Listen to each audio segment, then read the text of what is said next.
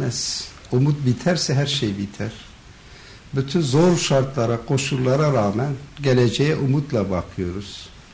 Halkımızın adalet, eşitlik, hukuk talebi ve özgürlük talebi elbette ki her zaman bizim gündemimizde olacak. Ve bir gün halkların kardeşliğini gerçekleştireceğimize, adil, eşit bir anlayışın bu topraklarda egemen olacağına inanıyoruz. Tabii ki barış zor bir iştir. Barışı gerçekleştirmek kolay değil. Ama sonuç olarak herkesin çabası, mücadelesi aslında bir onurlu barışı sağlamaya yöneliktir. Yani bütün mücadeleler, tartışmalar, her şey geleceği doğru kurmak ve halkımızın geleceğini güvence altına alacak bir siyaseti yürütmektir. Peki bunu başarmak için iki taraf var. Sizin taraftan nasıl davranmak gerektiğini söylediniz. Karşı tarafın yaklaşımı hakkında olumlu bir gelişme var mı? Belki şu anda geçtiğimiz yıllara göre biraz daha umutlu bir hava var. Ülkenin bütününde böyle bir hava var. Evet, tabii ki. Siz de böyle düşünüyor musunuz? Biraz daha iyi bir, daha yakın mıyız barış? Biraz süreci çok iyi okumak lazım, izlemek lazım. Yaşadığımız süreçleri ve bugünkü süreci karşılaştırmak lazım. Başında da söyledim. Barış iki tarafın iradesinin ortaya çıkmasıyla gerçekleşir. Yani hangi barış olursa olsun iki kesim biz artık yeni bir mantıkla, yeni bir zihniyetle, yeni bir anlayışla sürece bakacağız. Ve olabildikçe iki taraf da büyük bir hassasiyetle bu süreci götürmesi gerekiyor. Eğer hassasiyeti tek taraftan isterseniz veyahut bir taraf o hassasiyeti göstermese maalesef istediğimiz barışa, istediğimiz artık sorunsuz bir sürece varma konusunda daha fazla yol almamız gerekecek veyahut bunu yakalama şansımız azalacaktır. Öyle ifade edelim. Ancak bugünkü süreç diğer süreçlerden bence farklıdır. Yani geçmişte de zaman zaman ateşkesleri yapıldı. Ama burada tek taraflı bir irade ortaya çıktı. Devlet bütün bu ateşkeslere, silahların susması konusunda yaratılan fırsatları yanıtlayacak bir tavır içinde olmadı. Tabii ki en önemlisi toplumun sürece nasıl baktığıdır. Şimdi bugün baktığımızda Kürdüyle, Türküyle, demokrasiye inanan, barışa inanan, artık bu acıların bitmesini isteyen, bu kanın durmasını isteyen herkes bu sürece destek veren bir noktada duruyor. Bu aslında umutlarımızı artırıyor. Yani halkın barış sesi yükseldiği müddetçe barışı gerçekleştirmek kolaylaşıyor. Ben her zaman söylüyorum. Eğer bir ülkede barışı isteyenlerin sesi o milliyetçi, şöven kesimlerden daha yüksek çıkmazsa barışı yakalamak çok zor olur.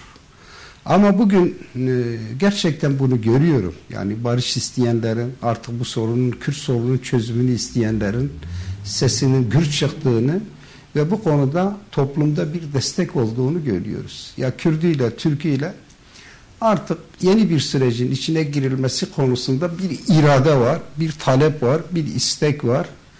Tabii ki burada bütün dediğim gibi hassas bir şekilde süreci yürüterek buna ulaşabiliriz. Burada şunu söylemek istiyorum. Tabii Kürtlerin mücadelesi adalet, eşitlik, hukuk mücadelesidir. Kürtler bu ülkede eşit yurttaş olarak yaşamını sürdürüyor. Tabii ki kendi kimliğiyle, bulunduğu coğrafyada kendini yönetecek bir anlayışın gelişmesiyle bu süreci barışa evriltebiliriz.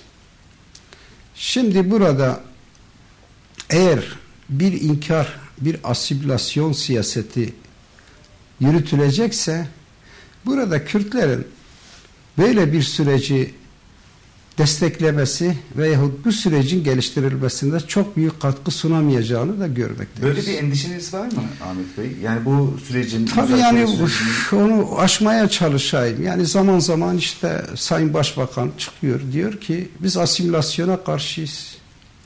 İyi de asimilasyona karşıysanız ana dile niye karşısınız? Yani bir ana dilde eğitim olmayınca asimilasyonu nasıl engelleyebiliriz?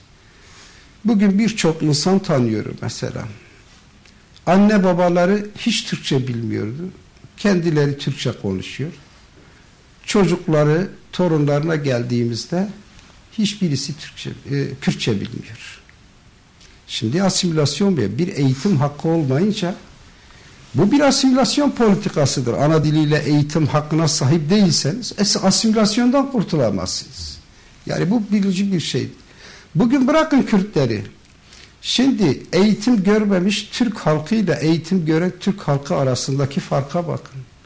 Bugün Anadolu'nun bir köyüne, coğrafyasına gittiğinizde eğitim görmemiş insanlar 2000 kelime kullanıyorsa eğitim alan insanlar bunu 5000 kelime, 10.000 kelime kullanabiliyor. Yani şunu ifade etmeye çalışıyorum. Sizin niyetiniz asimilasyon olmasa da eğer siz bir dilin kendini geliştirmesi konusunda gereken çalışmaları yapmazsanız, bunu bir hak olarak görmezseniz, bu ana dille eğitimi sağlamazsanız, sonuçta bu halk asimilasyonla karşı karşıya kalır.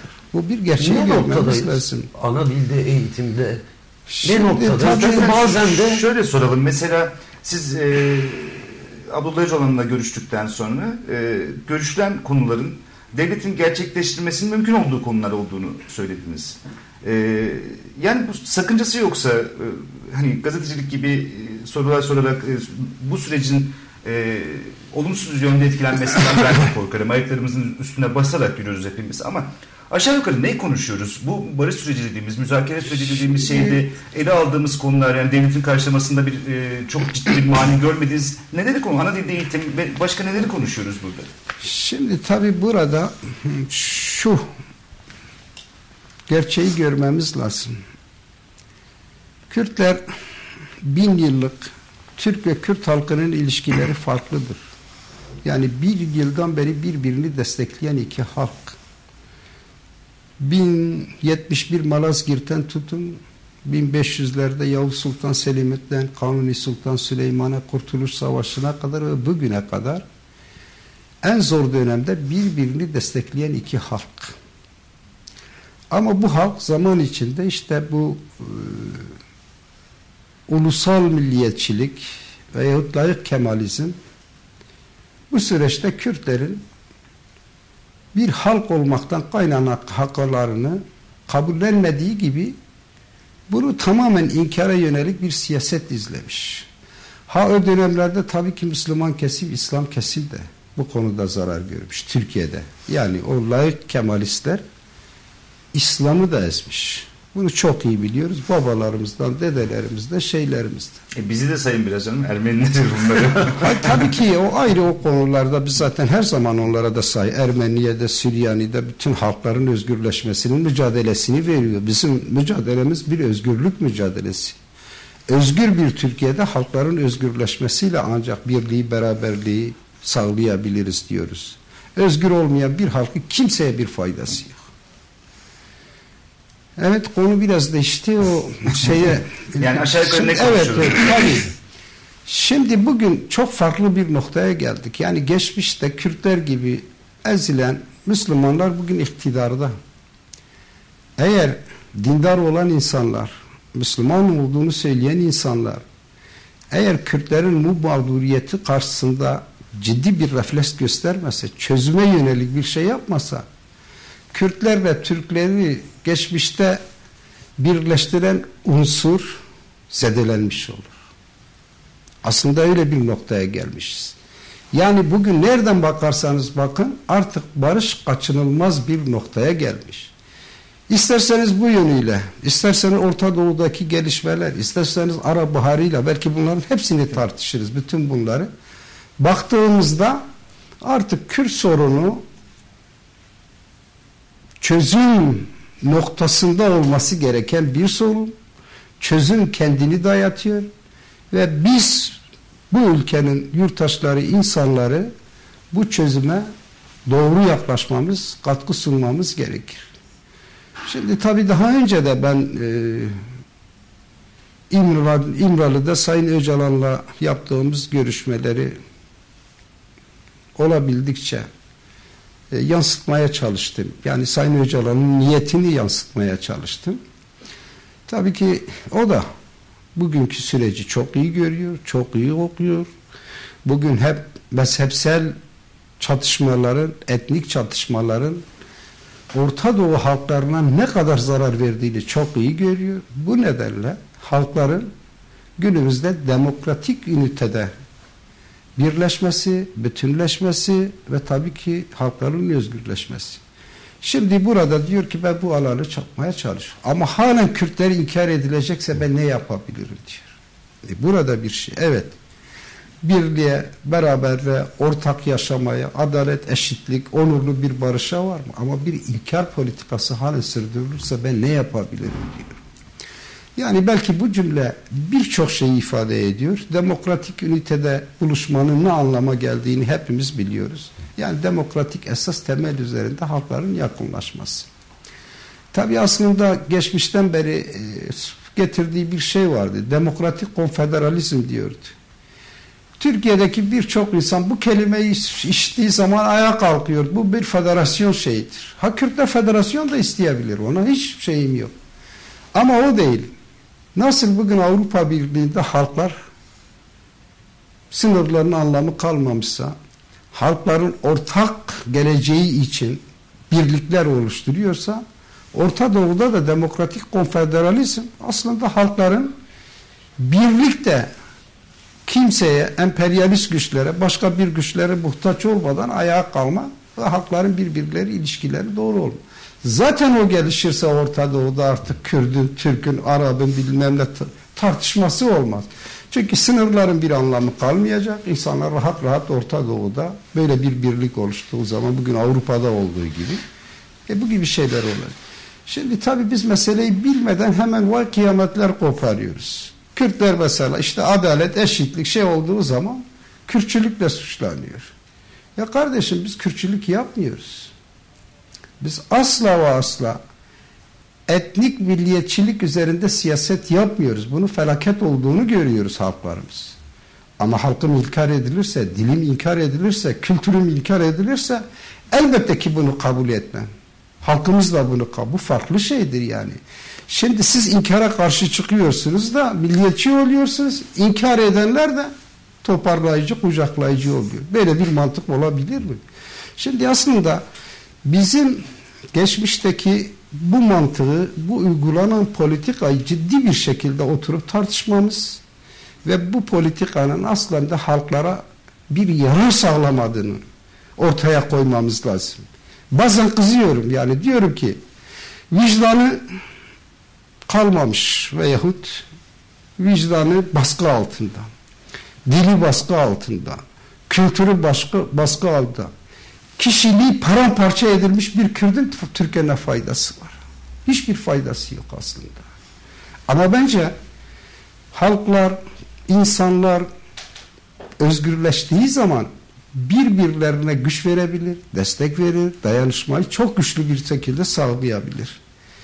Bu nedenle biz bu meseleyi biraz sadece Kürt meselesi olarak görmüyoruz. Kürtlerin meselesi olarak görmüyoruz. Bir Türkiye meselesi, bir Orta Doğu meselesi var.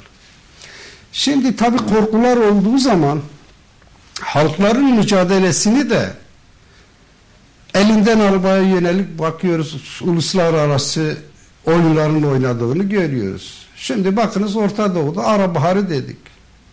Gerçekten halkların buharıydı. Halklar diktatörlüğe karşı çıktı. Özgürlük için karşıya çıktı.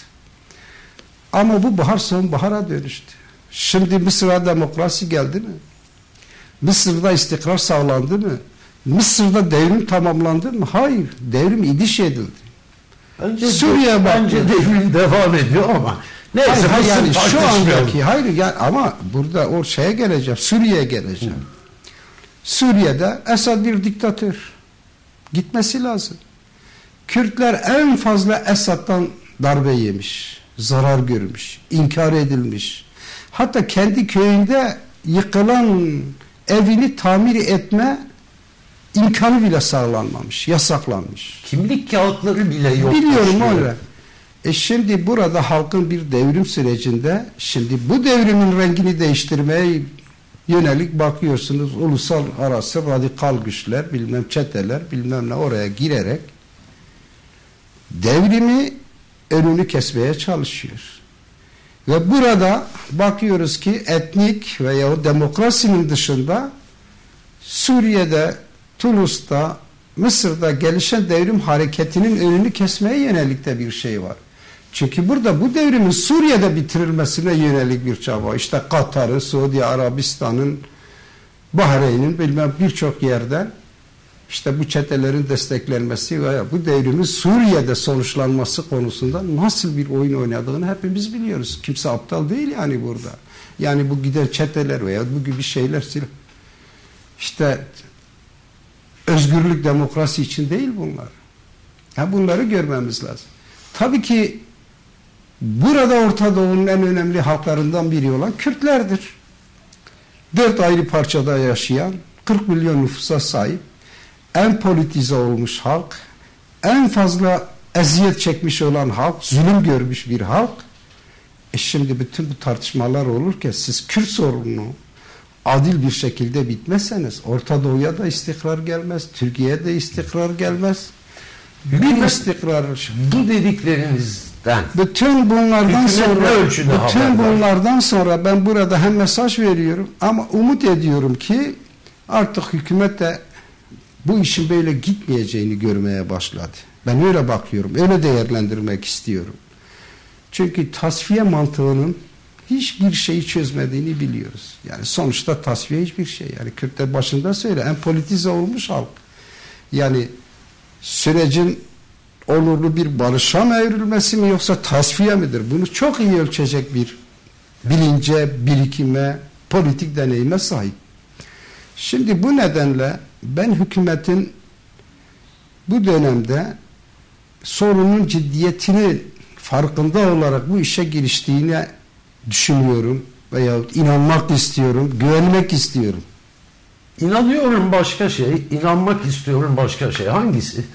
Yani ikisinin ortasında bir şey. Çok bir şey sormak isterim. Şimdi bu işin başlangıcı daha yürütülen yeni bir süreç. Yani zaman içinde daha da netleşir. Tabii ki netleştikçe ve gerçekten kucaklayıcı bir niyet gördükçe bizim desteğimiz de artar. Bu konuda gerçekten her tarafa da çağrı yaparız. Artık bu sürecin barışa evrilmesi gerekir. Biz demokratik siyaset içinde olan insanlar olarak, halk olarak artık bu Orta Doğu'da yani kanun gövdeyi götürdüğü bir dönemde biz barışçıl bir siyaseti geliştirmek ve ona destek verme gibi bir sorumlulukla karşı karşıyayız. Öyle kolay değil tabii bu süreç. Zaten Başbakan bu akşam Fatih Altaylı'nın programındaydı Habertürk'te. Ne demişti? İmralı beklentilerimizi karşılayacak adımlar atıyor demiş. Şimdi bir kişiye bir adanın adıyla hitap etmenin biraz komik olmasını bir kenara bırakalım. Bu olumlu bir mesaj gibi algıladık biz. Ama siz galiba programı izlemediniz. Ben tabii izleyemedim. Fakat maalesef. şunu söyledi hemen arkasından. Aslında yeri gelmişken onu da soralım. Sizi anarak isminizi söylediğimi bilmiyorum ama hassas olunması gereken dönemlerde işte İmralı'ya gidiyorlar, gelip sonra diyorlar ki Kürtleri bombalıyor. Biz de bunu duyduğumuzda kan beynimize sıçrıyor, ne yapacağımızı şaşırıyoruz. Yani sizi bu süreç içerisindeki tavırlarınızı hassas olmamakla itham eden bir şey söylüyor. Soralım size, hassas mısınız? Kim hassas? Ben ne kastettiğini biliyorum. Siz de anladınız herhalde. Cenazede otobüsün üstünden bütünüyle barışçı bir konuşma yaptınız. Dinledim. Şimdi tabii ama bu arada yani bir yandan barış herhalde, konuşurken tabii, bir yandan tabii. Kandil bunun efendiniz. Biraz aşmak lazım bunu. Tabii Sayın Başbakan her zaman söylüyor, hassas süreç. Aynı şeyi de biz de söylüyoruz. Ve başında da söyledim. Hassasiyeti tek taraftan beklerseniz bu sonuçta bir güvensizliği yaratır. Belki diyebilirim ki bu ülkede herkesten fazla barışı isteyen bir insanım. Yani kişi olarak. Gerçekten asla ve asla hiçbir insanın acı yaşamasını istemem. Samsun'da bana yumruk atan adamın annesi bağırarak feryatlarına gittiğim zaman inanın ki o anneye üzülmüş. Diyarbakır zindanında her türlü işkenceyi yapan o gardiyanlar, askerler, ben hep düşünürdüm. Peki ben bunlar gibi işkence yapsam bunlardan ne farkım kalır? Ben tam tersini ispatlamak zorundayım. Hep böyle bir mantıkla siyasete, olaylara, şeylere baktım. Tabii ki bizim de hükümetin hassas olması gibi çağrı yapacak bir noktada olmamız lazım veya çağrı yapmamız lazım. Yani şunu söylüyoruz. Tam İmralı'ya giderken, görüşmeler olurken tabii ki işin başlangıcı, başında da söyledim. Yani bir kapı aralanmış. Önemlidir de, çok da önemsiyoruz. Önemsediğimiz için de bu mesajı verme. Evet, siz böyle diyorsunuz Sayın Başbakan, hassasiyet istiyor. Bu görüşmeler oldu ama 50 jetin gidip Kandil'i bombalaması gerçekten Kürtlerin kafasında da soru işaretleri yaratıyor. Benim söylemek istediğim bu. Yani burada Kandil'i kastettim. Yani şimdi burada hayır, içeride. Bakın çok rahat açık konuşuyor. İçeride bir tartışma olur. Elbette güvenlik güçleri o çatışmanın içine girer veya bir olayı engellemeye çalışır veya çatışmanın içine girer. Fakat bu farklı bir şeydi benim söylediğim.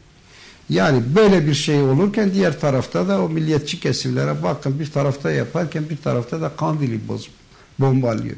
Milliyetçi kesimlere bu mesajı vermeye çalıştı. Ben diyorum ki bu doğru değil. Siz milliyetçi kesimlere mesaj vererek bu sorunu götüremezsiniz. Bir Müslüman olarak, bir insan olarak, barışa inanan bir insan olarak devreye girin, müdahale edin. O zaman başbakan olmazsınız, bu ülkenin lideri olursunuz.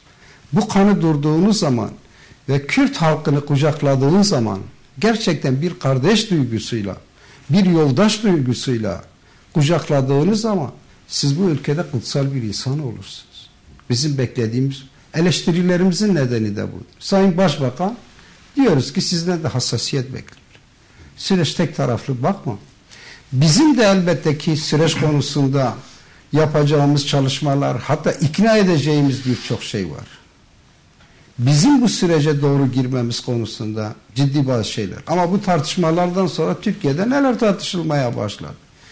İşte Ahmet Türk'ün bu konuşmasından sonra Başbakan veto etti. Ahmet Türk gitmeyecek.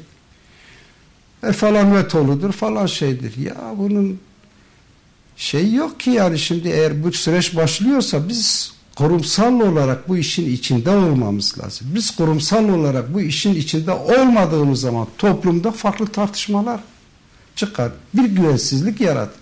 Biz bunu anlatamıyoruz ama kurumsal olarak içinde olduğumuz zaman herkes bu işin ciddiyetini çok daha iyi kavramış olacaktır. Bizim söylediğimiz, biz burada aslında tavrımız, tutumumuz sürece doğru götürmeye yöneliktir. Sürece katkı sunmaya. Yoksa hangi arkadaşımız giderse gitse fark etmez. Hangi arkadaşımız gitse de orada ne konuşulursa, tartışılırsa gelir bizimle paylaşır. Eksiksiz, fazlasız paylaşır. Bu konuda endişemiz yok. Ama burada bir kurumu dışlayarak gideni ben seçerim, geleni ben seçerim. Yoldan geçeni ben seçerim, handan geçeni ben seçerim. Böyle bir şey olmaz. Biz bunu söylüyoruz. Diyoruz ki bu yanlıştır. Bundan dolayı bizim şeyimiz. Yoksa işte bunu söylediğimiz zaman da ya işte bunlar işte sanki istemiyorlar bu barış sürecini. Tam tersi, biraz önce de söyledim. Ve bir geçmişte de söyledim. Diyorum keşke bu ülkede barış olsa, Allah canımızı alsın. Yani gerçekten bunu yürekten söylüyorum. Sizin bu tip beyanlarınız her zaman karşılık buluyor ama. Yani bugün bu ülkede barış konuşuluyorsa hani yüzünüze diye söylemiyorum ama barışın abisi sizsiniz herhalde ve 30 yıllık süreçte belki daha uzun bir süreçte her zaman bütün yaşadıklarınıza rağmen ağzınızdan barıştan başka bir şey duymadık biz. Bu süreçte mesela bu gibi krizler herhalde olacak, aşılacak. Tabanların ikna edilmesi lazım. Tabanlara bazen bir takım mesajlar verilecek ama neticede geldiğimiz noktada siz Sayın Başbakanı bütün bu politikanın mecbur bıraktığı haller dışında diyelim. Yine iyi niyetli konuşarak söyleyelim. Daha önce Leyla Zana da söylemişti. Sarı Sakık oğlunun vefatından sonra telefonda da benzer bir şey söylemişti. İnsan olarak nasıl buluyorsunuz bu işe olan samimiyetini, Sayın Başbakan'ın bu işe olan inancını, bırakın Başbakanlığı, Recep Tayyip Erdoğan olarak, insani olarak tanışıklığınız üzerinden nasıl değerlendiriyorsunuz? Yani tabii ben biraz böyle çok insanlarla görüşmeyi, hemen şey yapmayı çok fazla beceremiyorum. Belki bir eksiklik. Ben hayatımda ilk defa işte genel başkanla, biliyorsunuz, o zaman başbakanla bir araya geldik. Bunun dışında yani Sayın Başbakanla bir sohbetimiz, bir konuşmamız, bir şeyimiz olmamış. Yani bir kere bir araya gelmişiz. Yani bunun dışında işte taziyede de hatta bir iki sefer aradım, ulaşamadım. Yani hem annesinin vefatında hem şeyinde ulaşamamıştım. Çok fazla bir şeyim yok. Tabii yani biraz kendisi de şey yapsın. Bazen hesabına gelmeyen konularda öfkesine yeniliyor. Yani öfkesi hemen o aklın önüne çıkıyor. Bu da doğru bir siyaset değil. Yani bir başbakanın çok geniş olması gerekir. Bizim Kürtlerde bir şey var, diyor ki geniş olacaksın, herkes köprü gibi üzerinden geçecek yani. Büyük adam geniş olmak zorundadır. Ya eleştirilere karşı bir tahammülü yok. Yani o konuda bazen tahammülsüz oluyor, daha doğrusu. İlk kelimeyi düzelteyim. Yani bazen tahammülsüz oluyor. Ama sonuç olarak hepimiz insanca yaşamanın, daha güzel günlere ulaşmanın arayışı içindeyiz. Ben inanıyorum ki Sayın Başbakan da böyle bir arayışın içinde. Bizler de bu arayışın içinde. Ama yol taşlı, yol yokuş. Bütün bu taşları bu yoldan ayırmak lazım. Yolu düzeltmek lazım ve mesafe almamız lazım. Yani amaca ulaşmak için. Süreç ciddiyet isteyen bir süreçtir. Ben burada bunu söylerken kimse, yani işte bakanlar gayri ciddidir anlamında söylemiyorum. Ama sonuç olarak çok önemli bir süreç ve bu süreç bu fırsat değerlendirilmediği takdirde benim gibi çok barıştan yana barışçı, ben bundan sonra artık çok bilmem kürsülerde, meydanlarda barıştan söz edemem. Yani söylediğim zaman da halk diyecek, ya neyin barışı, daha sen ne söylüyorsun? Kürtlerin bütün bu yaklaşımına rağmen bir şey gelişmiyorsa bundan sonra sen neden barıştan söz ediyorsun? Ya söylemenin de bir anlamı kalır. Yine söyleriz belki ama bir anlamı, bir karşılığı olmayacak o kelimenin. Bu nedenle biraz daha derli toplu bu sürece yaklaşmamız gerekiyor. Çok katılıyorum. Çünkü şimdi Başbakanın bir yandan zaman zaman belki de milliyetçi tabana bir mesaj vermek için o öfkeli ve sevimsiz, Kürtler açısından sevimsiz söylemi, işte bir yandan KCK davası, Kandil'in bombalanması gibi böyle zigzaglar olması Kürt tabanında çok etkili oluyor. Çok sık gittiğim için Kürt illerine iyi biliyorum. Sokakta beni durduruyor sıradan Kürt vatandaşlar. Nasıl gidiyor? Acaba sen ne düşünüyorsun diyorlar. Gerçekten bu sefer barış olur mu diyorlar. Ben bu sefer sizin gibi farklı bir yerde, geçmişten daha olumlu bir yerde durduğumuzu düşündüğüm için evet diyorum, bu sefer farklı. Ama diyorlar, ve bunun istisnası yok, hepsi diyor. Ama diyorlar, hükümet samimi mi? Ben inanamıyorum samimi olduğuna diyor. Yani hükümetin o gelgitli davranışları, başbakanın o öfkeli konuşmaları Kürt tabanına barışı anlatmayı daha zor hale getiriyor. Evet, tabii ki Ve bunu anlamıyorlar galiba Ankara'da. Kürtlerin şüpheyle bakması doğaldır, haklıdır. Biliyorsunuz bu 6-7 kez ateşkes süreçleri yaşandı. Ama bu konuda gerçekten Kürtlerin beklentisine yanıt verecek bir yaklaşım veyahut bu ateşkese karşı işte yapılması gereken en asgari şeyi yapmak konusunda bir şey olmadı. Ne dendi hep? İşte zayıfladılar, onun için işte ateşkesi yaptılar, işte bahanelerle. Tabii bu Kürtlerde büyük şüphelerin gelişmesine ve bir güvensizlik anlayışıyla olaya bakmasına neden oluyor. Ama bütün bu yaşananlardan sonra artık yeniden aynı şeyi devreye koymanın ne Türkiye, ne hükümete, ne kimseye yararı yok. Ben bu nedenle bu meseleyi biraz ciddi olarak bakıyorum.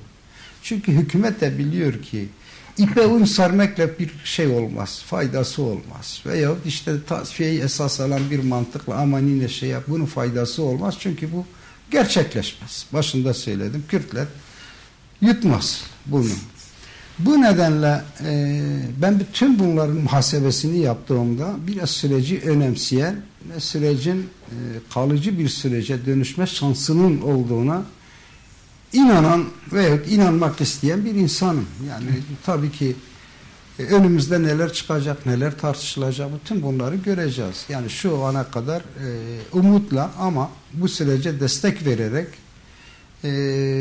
bu süreci izliyoruz. Biz tamamen bu sürecin içinde değiliz. Tartışmalar hangi noktadadır, hangi esaslar üzerinde yürütülüyor veyahut henüz yürütülüyor mu veyahut daha açılıp tartışılacak mı onu bile bilmiyoruz. Yani biz bugüne kadar çok fazla şey hükümetle paylaşmış değiliz veya bizlerle paylaşmış değiller. Ama tabii ki bütün yaptığımız çalışmalarda onu şunu görüyoruz. Artık herkes yeter diyor. Herkes yeter diyor. Tabii ki bütün bunlar mesela bugün ben geçen gün 10.000 dedim. İşte Adalet Bakanı hayır 6.700 tane Kürt siyasi. Dedim yani 6.700 ile 10.000 arasında ne fark var? Aynı şey yani 6.700 insan düşüncelerini söylediği, inkar politikasına karşı çıktığı için benim de bir kimliğim var, dilim var dediği için bugün zindanlarda. Şimdi bütün bu olumsuzlukları ortadan kaldıracak bir yaklaşım ortaya çıkmasa tabii ki yine de sonuç alacak. Ama inanıyorum ki bütün bunlar hesaplanacak. Yani eğer bir barış olacaksa elbette ki burada ben barışı şöyle değerlendiriyorum. Yani. Barışta hem Kürt halkı kazanır hem Türk halkı kazanır. Öyle bakmak lazım yani. Barış budur aslında. Barış herkesin kazandığı bir şeydir. Yani barışın kaybedeni olmaz. Herkes kazanır. Böyle bir mantıkla bakmak lazım diye düşünüyorum. Bu nedenle biz bu süreçte katkı sunmak istiyoruz. Bu nedenle hassasiyetimizi bazen ortaya koyuyoruz. O hassasiyetlerimiz birileri çok iyi anlamasa da veyahut o hassasiyetimizden dolayı birileri öfkelense de bu hassasiyeti ortaya koyarak sürecin doğru bir noktada yürümesine aslında katkı sunmak üzere bütün bunları dile getiriyoruz. Getirmeye de devam edeceğiz. Yanlışa, haksızlığa, doğru olmayan politikaya, Kürtleri aşağılayan politikaya veya Kürtlerin hakkını hiçe sayın mantığa yine her zaman karşı olacağız. Şimdi aslında bu resmi dil, ana dilde savunma meseleleri konuşulduğunda yakın tarihimize baktığımızda ana dilde savunmadan çok resmi dilde özüre ihtiyacı olan bir sürü insan topluluklarından bahsediyoruz. Ama mesela 90'lardan buraya gelirken devlet dediğimiz ve bütün bu ateşkeslerin, müzakerelerin yapıldığı yerlerde çok tek tip homojen bir şeyden bahsetmiyorduk sanırım. Bugün konuşurken hep hükümetten bahsediyoruz. Fakat daha önce istihbaratın, genelkurmayın, askeriyenin her çok parçalı bir yapıdan bahsediyorduk. Siz bugün bu süreçte devlet mekanizmasını homojen görüyor musunuz? Eski günlerdeki gibi mi görmeliyiz, yoksa artık bugün hükümet bu sürece hakim ve tek başına bu işleri cesaretle üstüne gidebilecek noktada mı? Yani bir hükümetin bir bütünüyle her şeye hakim olduğunu düşünmek yanlış olur. Türkiye Ama gibi bir gözle ülkede görülür bir şeyde bugün hükümet güçlüdür. Hükümet bazı projeleri yaşama geçirme şansına sahiptir. Şimdi devletin derinliklerinde ne var? Bu derinlikler hangi noktadadır? Bunu ben sadece söylemiyorum. Sayın Erdoğan da söylüyor. Evet, bir şeyler yapılıyor. Şimdi ben tabii geçmişe, tarihe girmek istemedim. Yani şimdi başında söyledim. İttihat Terakki anlayışının 1920'den sonra egemen olduğu bir yapı. Kürtleri potansiyel tehlike gören bir mantık ve ulus devleti kurarken mutlaka Kürtlerin sindirilmesi gerekir gibi bir anlayışla Kürtler karşı karşıya kaldı.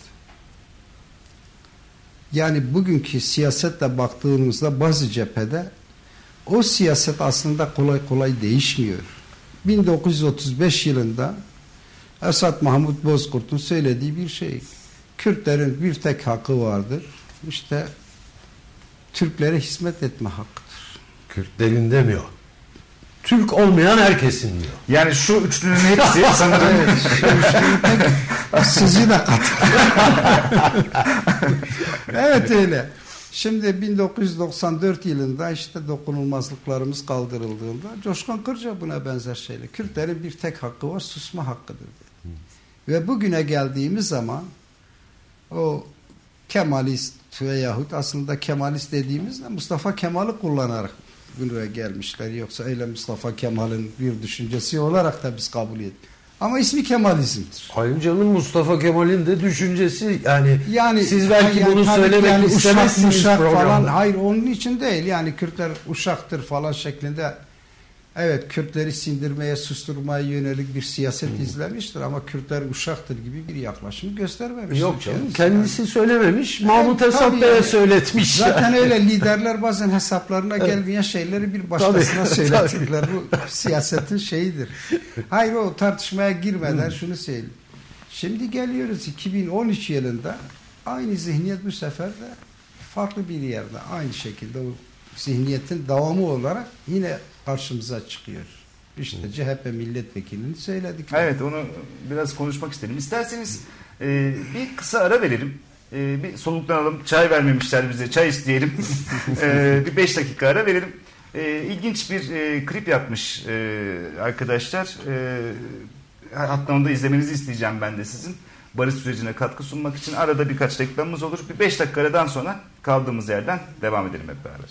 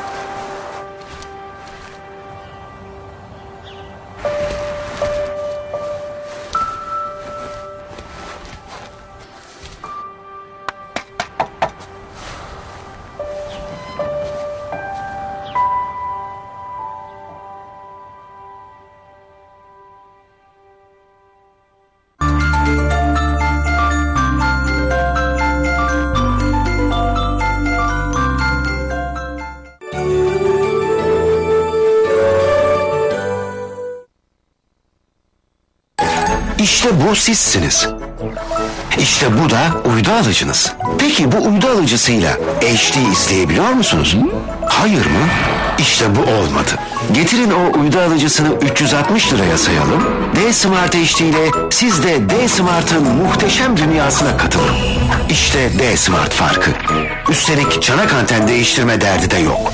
D-Smart HD alıp fişe takın, HD farkını bir an önce yaşamaya başlayın. D-Smart. daha fazlası.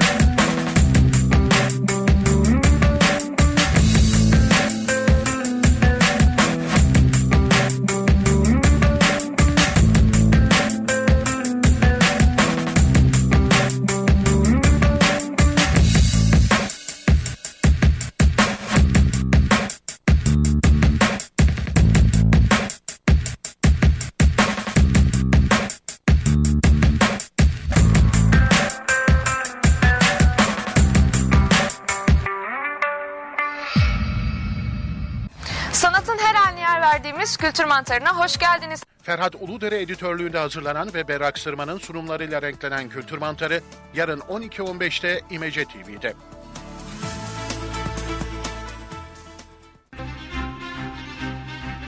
Haftanın emek gündemlerinden öne çıkanların stüdyo konukları ve haber dosyalarıyla çok yönlü olarak ele alındığı Gökhan Biçici'nin hazırlayıp sunduğu Emek Dünyası yarın 14.15'te İmece TV'de.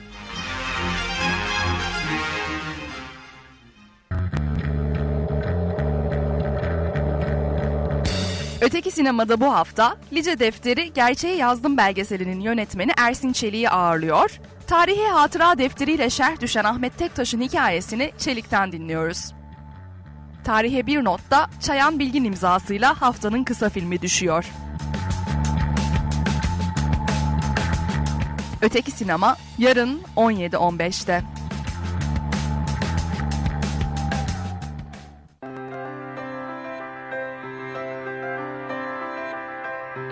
Gıdanın geri planı, geleceği ve siyasetine dair konuşmayı dileyen, yeter olanı tartmaya ve kalanı paylaşmaya gönüllü bir program. Defne Koryürek'in hazırlayıp sunduğu Ne Yiyorsak Oyuz, yarın 22.15'te İmece TV'de.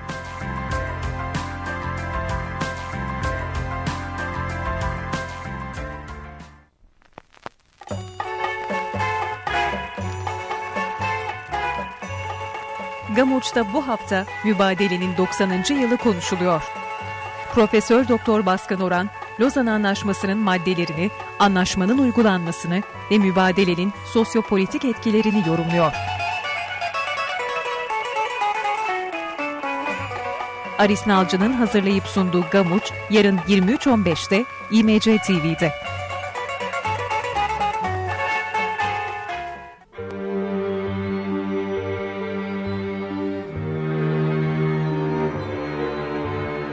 Belgesel kuşağında bu hafta açlık grevlerinin insan hayatı üzerinde yol açtığı tahribatı gözler önüne seren iki belgesel, Üstü Kalsın ardından Bedia'nın izinde ekranlara geliyor.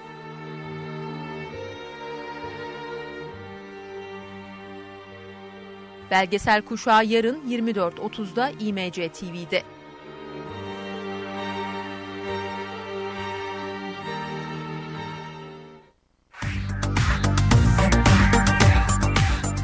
Avrupa'da yaşanan gelişmelerin ele alındığı Cengiz Aktar'ın hazırlayıp sunduğu Batı Divanı, Pazar 20'de İMece TV'de.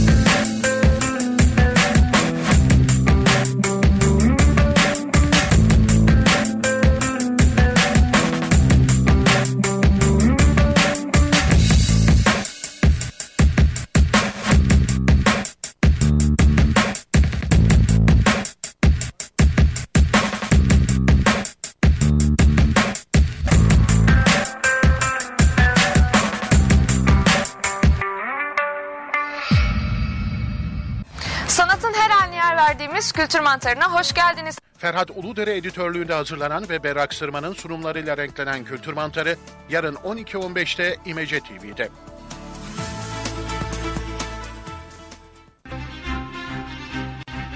Haftanın emek gündemlerinden öne çıkanların stüdyo konukları ve haber dosyalarıyla çok yönlü olarak ele alındığı Gökhan Biçici'nin hazırlayıp sunduğu Emek Dünyası yarın 14.15'te İmece TV'de.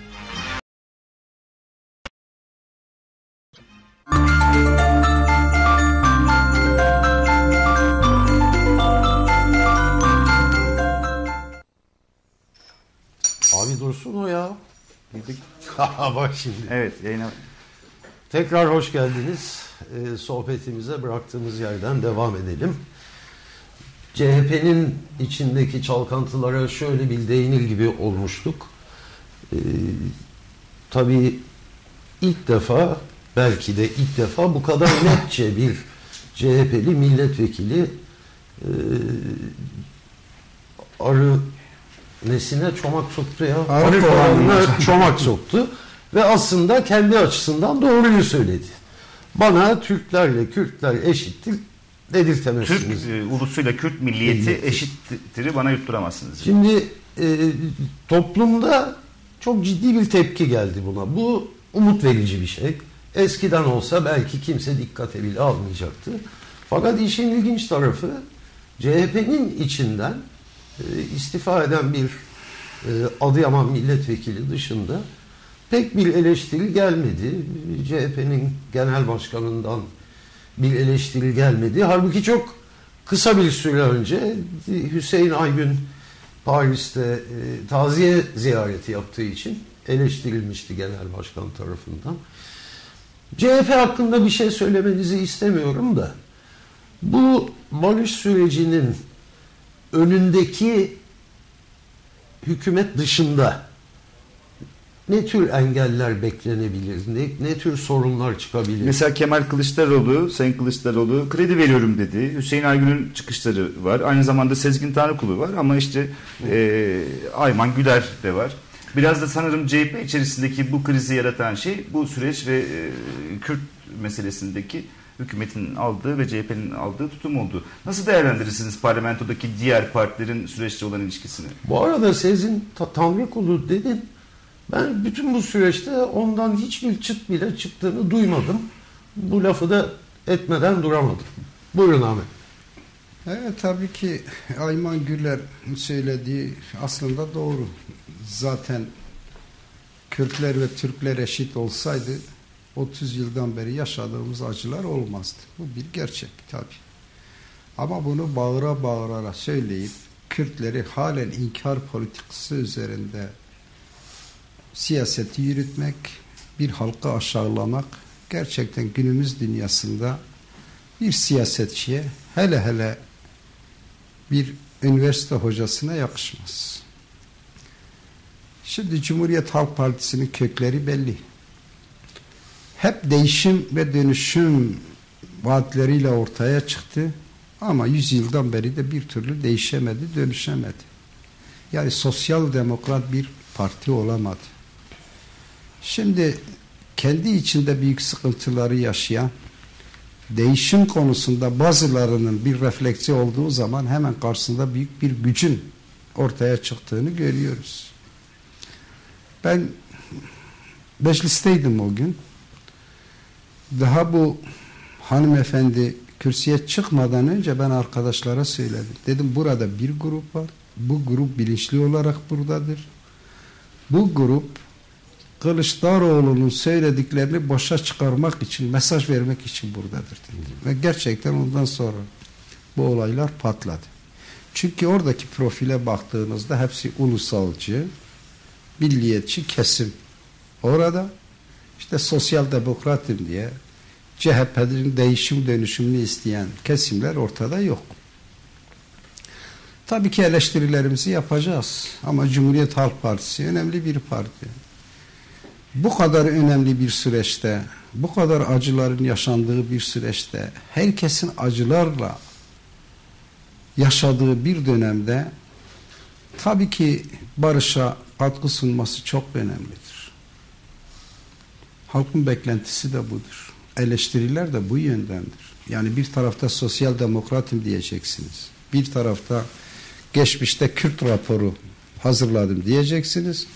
Bugün bütün bu Kürt raporunu hazırladığı Kürt raporunu aradan yıllar işte dünya demokrasiyle daha güçlü bir şekilde kucaklaşırken demokrasiyi daha gelişti. Bugün 20 yıl 30 yıl önce hazırladığı Kürt raporunun gerisinde kalan bir zihniyet, bir mantık, bir yaklaşımı görüyoruz. Ve utanmadan diyor ki Kürt raporu, sen Kürt raporunu sen yazmışsan niye bugün sahip çıkmıyorsun? Dersini söylüyorsunuz. Tabii ki bizim bu süreçte herkese ihtiyaç var. Yani ortak aklın ortaya çıkarılması, Kürtlerin artık bir halk olduğunu, bir halk olmaktan kaynaklanan haklarının kabulünü ortaya koyacak bir siyaset mantığına ihtiyaç var. Milliyetçi Hareket Partisi zaten kendisi her zaman bildiğiniz gibi artık bu süreçten beslenen veyahut işte milliyetçilik üzerinde veyahut işte Kürtlere tepki duyarları toparlamaya çalışan bir parti. Ona bir şey diyemiyorum. Ama sosyal demokratım diyen bir partinin bu süreçte gerçekten ne söylediği belli olmayan, ne yapacağı belli olmayan, bu partinin nereye gittiğini bile tartışamayan bir partiyi de elbette ki eleştirmemiz gerekiyor. Başka ne tehlikeler olabilir? Mesela Paris suikastleri her iki tarafın, hem hükümet tarafının hem Kürt hareketinin provokasyonlara karşı uyanık olmalıyız, oyuna gelmemeliyiz dediği bir süreç içinde oldu ve gerçekten de özellikle Diyarbakır'daki cenaze töreni ama aynı zamanda hükümetin bazı söylemleri de o provokasyona gelinmediğini çok netçe gösterdi. Bunun gibi başka korkularınız var mı? Korkular yani, ne risk olarak gördünüz? Tabii ki hani barışı istemeyen hem içeride hem dışarıda önemli güçler var. Yani bugün Orta Doğu kaynıyor. Orta Doğu'da dengeler var. Bu dengeleri lehine çevirmek isteyen güçler var. Yine Türkiye'nin Orta Doğu'da güçlü, Orta Doğu'da saygın, demokrasisini çözmüş, Kürtleri tatmin edecek bir devlet olmuş bir Türkiye'yi de kolay kolay istemez. Bu gerçeği görmek lazım. Yani bakmayın. Çünkü Orta Doğu'da Türkiye Kürt sorunu çözdüğü zaman, Kürt halkıyla konuştuğu zaman Orta Doğu'da bir model devlet olur, saygın bir devlet olur ve bir güç olur. Tabii ki bütün bunlar var. Başında söyledim, uluslararası güçler var. Bir de Orta Doğu'da farklı bir kuşak da gelişiyor. Yani şimdi burada Sünni ve Şii kuşağı üzerinde siyaset, Orta Doğu'nun dengesini elinde tutmak isteyen iki güç var. Yani Şii kuşağı, bir de Sünni kuşağı. Böyle bir çatışma var. Ama mesela Kürtler, hatta Türkiye'de de diyebiliriz, bu çatışmanın pek içinde olmadı. Yani bu sorun, evet, Alevilerin önemli sorunları var. Mutlaka Alevi felsefesini, inancını özgürleştirecek adımlara ihtiyaç var. Ama Alevi, Sunni, Kürt arasında da bir çatışma olduğunu söyleyemeyiz. Yani mezhepsel bir çatışma yok. Tam tersi, hak ve hukukunu arayan, özgürce inancını, felsefesini gerçekleştirmek isteyen bir Alevi talebi var. Ama diğer tarafta Orta Doğu'da farklı iki kuşak var. Yani Orta Doğu'da Sünni iktidarını kalıcı hale getirmek isteyen güçler var. Şii kuşağını Orta Doğu'da iktidarlaştırmaya yönelik bir güç var. Şimdi bu çok önemli coğrafyada siyasetin geleceği düşünerek, geleceği görerek siyaset üretmesi gerek. Ama maalesef dediğimiz gibi çok dar mantıklar, meseleyi kendi lehime nasıl çeviririm, bundan ne pay alırım gibi bir yaklaşım içinde oluyor. Bu da sıkıntıları aşma konusunda hepimizi zorluyor. Bu nedenle sosyal demokrat bir partinin Türkiye'de rolü gerçekten çok önemli olur. Eğer Cumhuriyet Halk Partisi sosyal demokrat bir parti olsaydı bence bugün birçok şey aşılırdı. Ama maalesef tarihi o misyonundan, tarihi şeyinden vazgeçmediği için, o ideolojik kemalist, layıkçı anlayıştan vazgeçmediği için, yani bu layıkçı anlayış diyorum, hep o da yanlış olmasın. Ben insanların inanç, din, özgürlüğü sonuna kadar saygılıyım. Ve bu radikal İslam'ın veya onun adına siyaset yapanların nasıl halkları büyük bir tehlikeyle de karşı karşıya getirdiğini de biliyorum. Ama biz özgürlükçü olarak görüyoruz. O farklı bir ideolojik olarak baktığı için hep layık, kemalist felsefe diyoruz veya işte bakış diyoruz. Bu nedenle. Yani Cumhuriyet Halk Partisi tabii zaman zaman bu mesajları verirken ama kendilerini bir yerde bağlarken bunun tam tersi olanları da mecliste konuşturunca burada bir güvensizlik daha oluyor.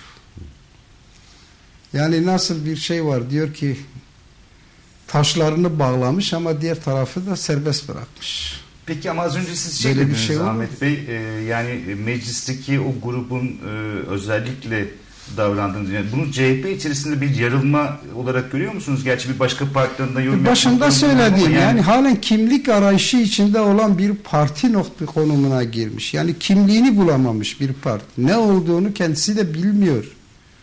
Yani bir kısmı farklı bir yaklaşım gösteriyor, bir şey farklı bir şey.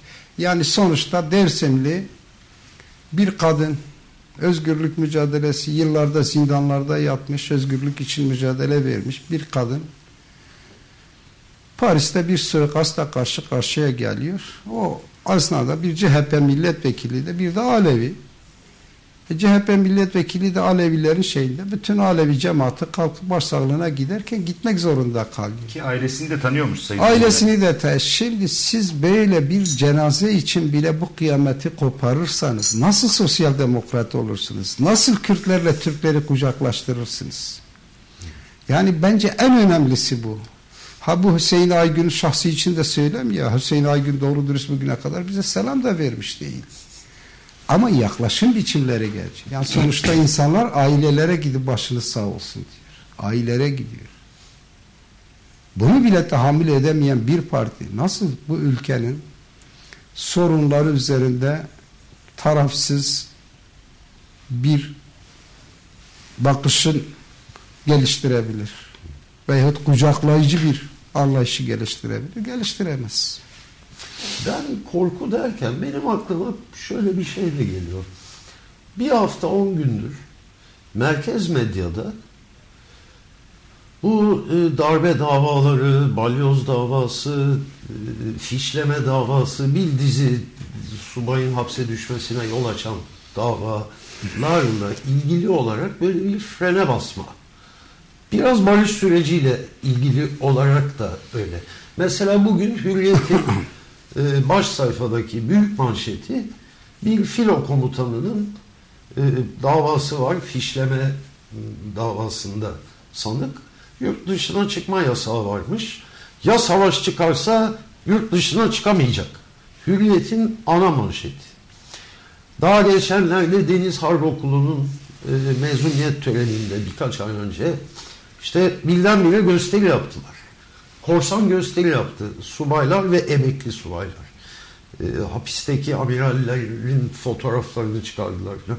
Böyle bir dizi bir de tabii sürekli Silivri'nin gündemde tutulması, davaların itibarsız, sahte filan olduğunun ileri sürülmesi. Şu son birkaç haftada böyle bir hava da var.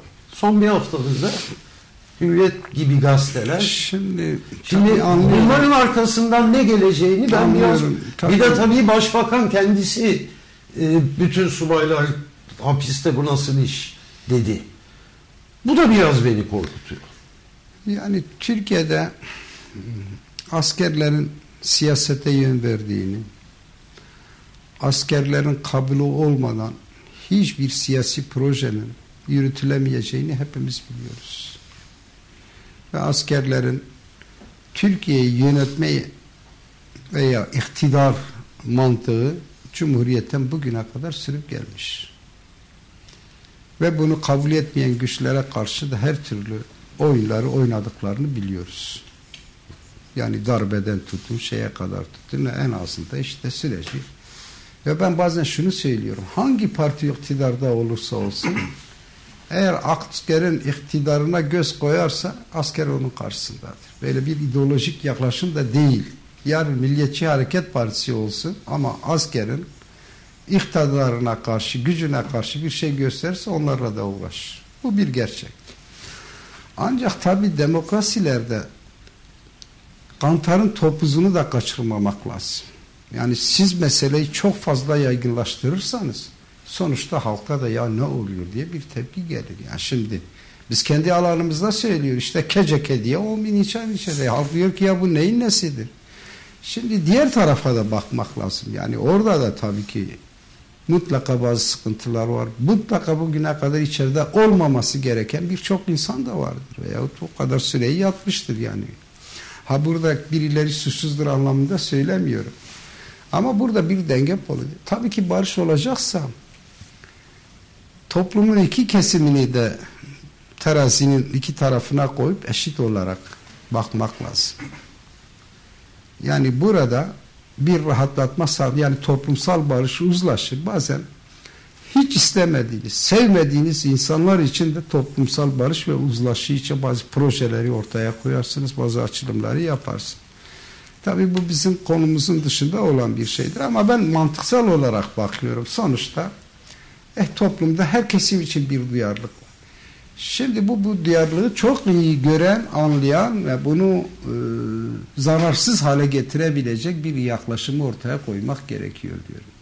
Tabii ki biraz hükümet bir tarafta Kürt meselesini gündeme getirirken diğer tarafı da okşayarak bu süreci götürmeye çalışacak. Yani görünen o mesajları ben öyle okuyorum, böyle bakıyorum. Sonuçta kimsenin hapiste olmasında da zevk almam ben şahsen yani. Bunu biz yaşadık, gördük zamanında. Ama sonuç olarak eğer bugün bir tehlike geçmişse bu konuda bu tehlike olacak diye de böyle meseleyi büyütüp insanları da zindanlarda çürütmemek gerekir diye düşünüyorum. Hazır konudan biraz uzaklaşmışken vaktimiz de azaldı. Bir şey sormak istiyorum size.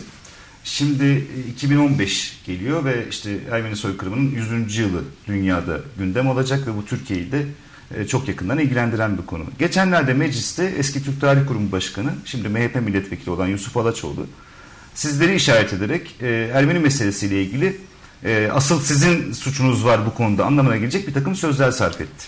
Şimdi bugün BDP'nin bu barış sürecinde bütün bu yük altında bütün mesaisini bu işlere vakfetmek zorunda olduğunu biliyoruz. Ama 2015 sürecinde Kürt hareketine Türkiye'deki Ermeni meselesiyle ilgili, bu meselenin çözülmesiyle ilgili demokrasi güçlerini birleştirme iddiasında olduğu süreçte sizce bir takım sorumluluklar düşüyor mu? Ve mesela taban bu meseleye nasıl bakıyor? Kürt tabanı Ermeni meselesine 1915'e nasıl bakıyor ve bu konuda davranacak mısınız? Bu konuda bir hazırlığınız var mı? Yani tabii ki 1915'lerde Ermeniler büyük acılar yaşandı. Burada Kürtlerin de payı var. Veya Kürtler kullanıldı. Bu gerçeği de görüyoruz. Tarihlere baktığımız bazı yerlerde de yani Taşnakap mensup olan kesimler bazı Kürt kesimlerine de saldırdıklarını biliyoruz. Ama biz bunu hiç dile getirmiyoruz. Önemli olan buradaki halk bir zulümle karşı karşıya kalmış. Ve bu zulümden dolayı da mesela ben birçok yerde hem Süryanilerle ilgili hem Ezidilerle ilgili hem de Ermenilerle ilgili dedelerimiz, babalarımız konu alındı. Bu halklara zulmetti. Onların eli kanlıdır. Dedik bu halkların, bu grupların kanıyla elleri kirlidir dedim. Ve biz evlatları olarak, torunları olarak özür diliyoruz. Şimdi bütün mesele yani kim ne yaptı onu tartışmıyorum. Ama bence özlü kabul etmek önemlidir. Şimdi Türkiye'nin, ya biz bir Kürtler olarak diyoruz ki evet bizim irademizin dışında kullanıldı. İşte bazı şeylerle, propagandalarla, şeylerle Kürt halkı da Ermenilere zulüm etti. Ama biz bugün o yaşananları bildiğimiz için ve bundan ızdırap ve acı duyduğumuzu çok rahat ifade edebiliyoruz. Ama Türkiye'nin de bu büyüklüğü göstererek Ermeni halkından, Ezidi halkından ve Süryani halkından özür dilemesi gerekiyor. Hele bütün bu olaylar Cumhuriyet'ten önce olmuşsa bu kadar sıkıntıya ne kadar gerek var ki? Ve bence burada halen bir mantığın değişmediğinin ifadesidir. Halklara bakış, azınlıklara bakış, farklılıklara bakışın değişmediğinin ifadesi olarak bunu yorumlamak lazım, görmek lazım diye düşünüyorum. Bu bazen mesela beraber kurduk, beraber kan döktük söylemi bu anlamda o dönemin şartları içerisinde o birlikteliğin dışında kalan bu toprağın kadim halklarını dışlayan bir istemese de dışlayan bir halde kullanılıyor ve hani bugün bir arada yaşamın ortak paydasını burada bulmak ve bu söylemi geliştirmek biraz aslında bu taraftaki Hristiyan toplumlar içerisinde kendini dışarıda hisseden bir şeye yol açıyor. Ve bugün barış sürecinde, yeni Türkiye sürecinde... Şimdi bakınız, bazı şeyleri birbirinden ayırmamız lazım. Dürüst ve açık konuşmamız lazım. Kürtler ve Türklerin konumu farklıdır. Burada iki halktır. Kürtler bugün Türkiye'nin 1/3'inde yoğun bir nüfusa sahiptir. Ortak bir dile sahiptir. Ortak bir kimliğe sahiptir. Bir yoğunluğu var. Bu nedenle Kürtlerin konumuyla diğer grupların konumu arasında fark var. Ha burada saygısızlık anlamında söylemiyorum. Tam tersi Kürtler hangi hakka sahipse onların da olması lazım.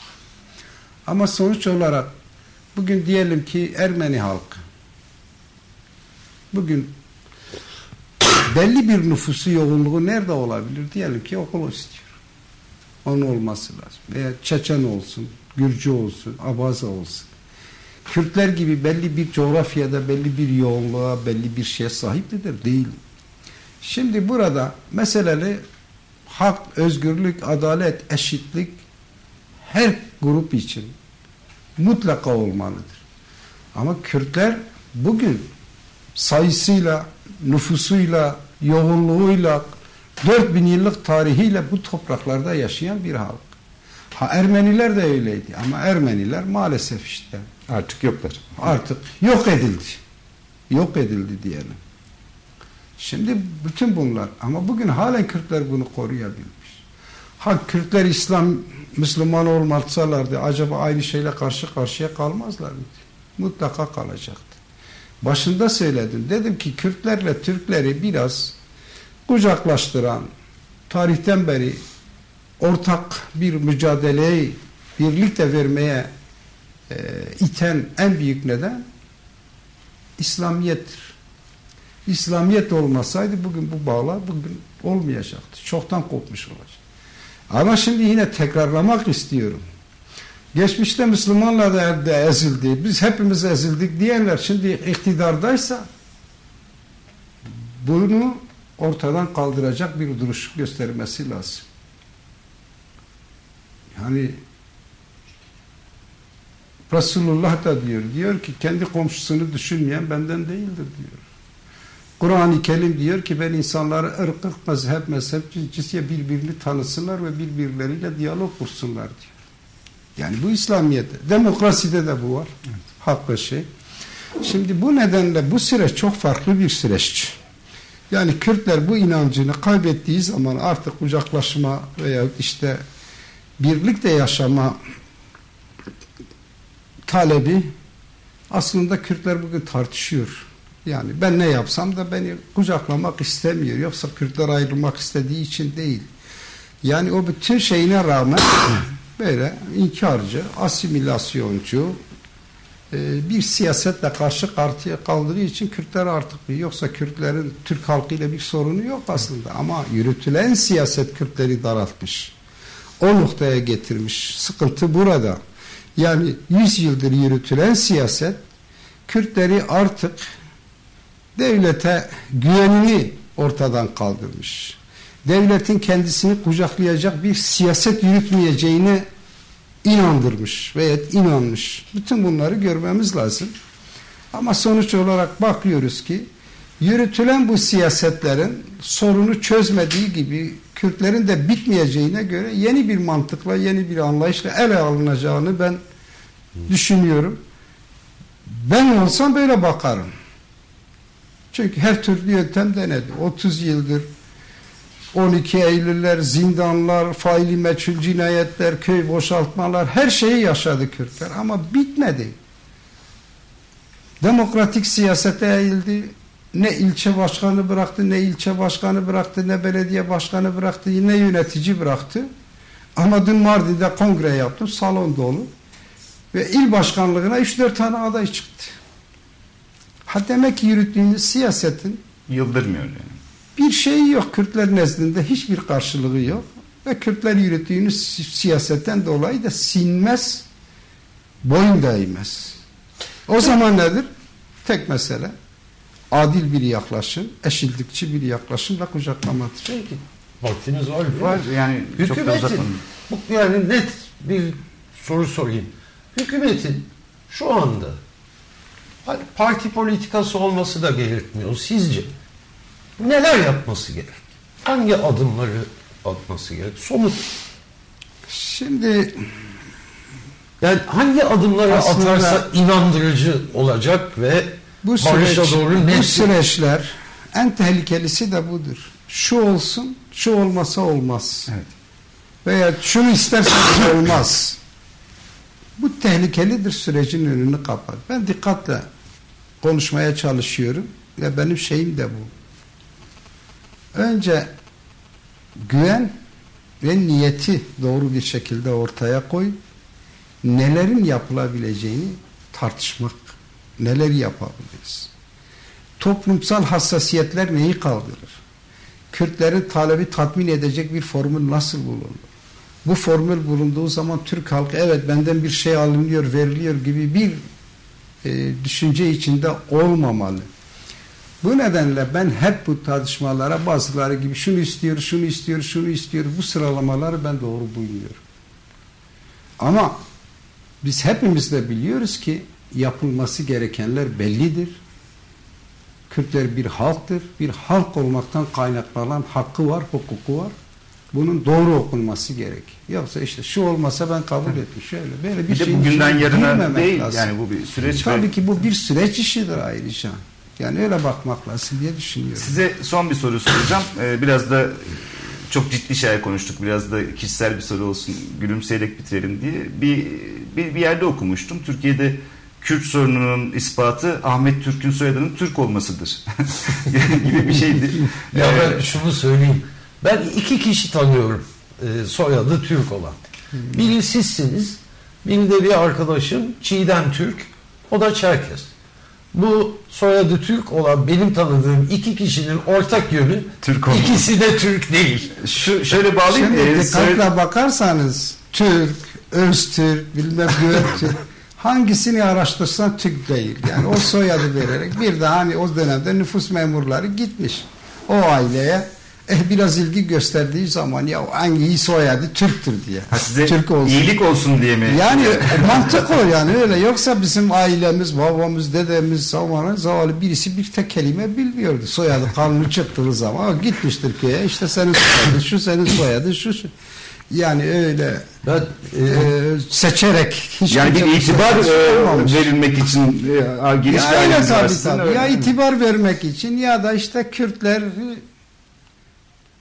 işte Türk göstermeye yönelik. Mesela diyelim ki Ağrı'da işte Halis Beyler var. Sipkanlı, Halis Öztürk koymuş. Bize bilmem ne böyle belli aileleri böyle şeyler yapmışlar. Ben internetten... Mesela o da insan kendini nasıl hissediyorsa ve bazen arkadaşlarıma söylüyor. İnsan Türk de olabilir ama Kürt halkının mücadelesini okuyor, doğru anlıyor ve o hassasiyeti gösteriyor. Benim için önemli değil. Ama milyonlarca Kürt var bugün kendini Türk hissediyor. Buna da diyeceğim bir şey yok. Ama mesele burada kendisini nasıl hissediyorsa ona saygı gösterilmesidir. İnternetten sizin hakkınızda biraz daha ayrıntılı bilgi edineyim diye bakınıyordum. Dedesinin adı Hüseyin Kanco, kendi adı Ahmet Türk. Arada bir şey olmuş. O zaman işte Hüseyin Efendi'nin soyadı yoktu o zaman. Soyadı kanunu yoktu. Tabii. Benim annem vefat ettiği zaman 90 yaşında. Kendisi daha 3-4 senelikken babası vefat etmiş yani öyle 3-4 yani öyle çok. Yani Cumhuriyet'ten önceydi. Cumhuriyet'ten sonra biliyorsunuz soyadı kanunu geldi. Bu arada Kasrı Kanco'yu biz çok kıskanıyoruz. Bundan sonra bir program yapma imkanımız olursa bizi orada ağırlayın lütfen. İnşallah. Biz zaten amacımız oydu. Evet, yani işte ben fazla gidip gelemiyorum. Evet, tam da onu söyleyeceğim. Son soru artık olsun bu da. Sizi de fazla alıkoymayalım, yormayalım. Barış hepimizin umudu. Sizin yıllardır dillendirdiğiniz bir an önce gelsin diye umut ettiğim bir şey. Ahmet Bey, barış olursa ve artık kan durursa, gençliğin ölümü biterse en çok hayatta neyi özlediniz? Neyi yapmayı özlediniz? Yani ne yaparsınız? Kendinizi nasıl iyi hissedersiniz? Bu işlerin yükü ortadan kalkarsa kişisel olarak. Ya inanın ki konuda çok düşünmedim. O kadar şartlanmışım ki işte 25 yaşında yaş büyüterek siyasete girmişim. Hep siyasetin içinde olmuşum. Farklı bir yaşam tarzını da düşünememişim doğrusu. Ne ticareti, ne bilmem şeyi, ne böyle ne şöyle. Tabii ki yani şunu söylemek istiyorum. Yani bir barış olursa belki köşemize çekilir. İşte geçmişi bir değerlendirmesini yaparız. Hatıralarımızı yazarız ve neler yaşadık bu siyaset içinde işte çok farklı şeyler var tabii. Ailesel meseleler vardı. 30 yıla yakın kan davası vardı. İşte gençliğimizde hep dışarıda okuduk. Yani nasıl Kürt halkının bu mücadelesine böyle sempati duymaya başladık. Belki bütün bunlar uzun uzun belki bir gün yazarız veyahut öyle bir imkanımız olursa onu veyahut anlatarak birileri yazar bunu. İnşallah bir önce barış gelsin. Sizin de yazdıklarınızı okuma fırsatı bulalım diyelim. Evet, Kasrı Kanco benim nefes aldığım yerdir demişsiniz bir zaman. Yani tabii belki de oraya daha sık şeyimiz, hayatımızın bir kısmı da orada geçmiş, geçmiş ama yıllardan beri de Ankara ile orası arasında gidip geliyoruz, okuyoruz. Evet, çok teşekkür ederiz. Ben teşekkür ederim. Bu saatlerde konuğumuz oldunuz. Oldukça da verimli, güzel bir sohbet oldu bizler için. Çok sağ olun. Efendim, bu akşam programımızı burada tamamlıyoruz yavaş yavaş. Çok önemli bir konuk ağırladık. Çok önemli bir gündem konuştuk. Umarım siz de izlerken bizler kadar keyif almışsınızdır. Haftaya yeni bir Azı Karar Çoğu Zarar'da buluşmak üzere. İyi geceler. İyi geceler.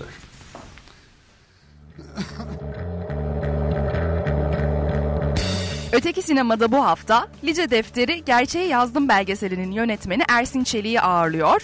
Tarihi hatıra